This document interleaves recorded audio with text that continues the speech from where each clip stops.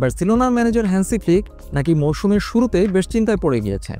সাংবাদিক হেলেনা কন্ডিসের একটি রিপোর্ট অনুযায়ী হ্যান্সি ফ্লিক লক্ষ্য করেছেন যে দলের কিছু খেলোয়াড় মাঝে মাঝে দলগত খেলার চেয়ে ব্যক্তিগত নৈপুণ্যের দিকে বেশি ঝুঁকছেন।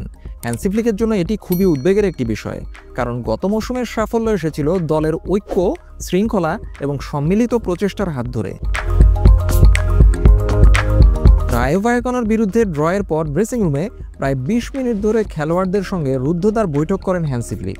সেখানেই তিনি খেলোয়াড়দের সঙ্গে সরাসরি এই বিষয়টি নিয়ে কথা বলেছেন, যা পরে সংবাদ সম্মেলনেও তিনি তুলে ধরেন। হ্যান্সি ফ্লিক তার উদ্বেগকে একটি শক্তিশালী বাক্যে প্রকাশ করেছেন। তিনি বলেছেন, ইগো সাফল্যকে হত্যা করে। এই কথাগুলোর গভীর তাৎপর্য ছিল, বিশেষ করে বার্সেলোনার ভঙ্গুর অর্থনৈতিক পরিস্থিতির কারণে, যা এমনিতেই দলের ওপর চাপ সৃষ্টি করেছে।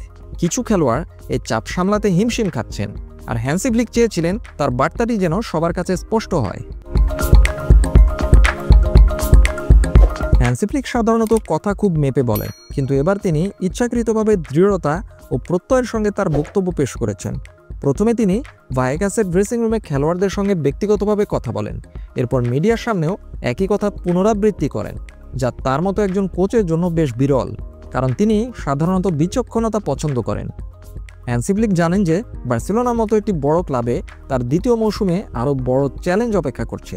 শীর্ষ স্তরের ফুটবলারদের সামলানো কখনোই সহজ নয়, কারণ ইগো খেলারই একটি স্বাভাবিক অংশ। বার্সেলোনা হোক বা অন্য কোনো বড় ক্লাব, খেলোয়াড়দের পা বাস্তবে রাখা এবং তাদের সম্মিলিত লক্ষ্যের দিকে মনোনিবেশ করানো যে কোনো ম্যানেজারের জন্য সবচেয়ে কঠিন কাজগুলোর মধ্যে একটি। হ্যান্সি ফ্লিকের বার্তাটি সহজ কিন্তু অত্যন্ত গুরুত্বপূর্ণ।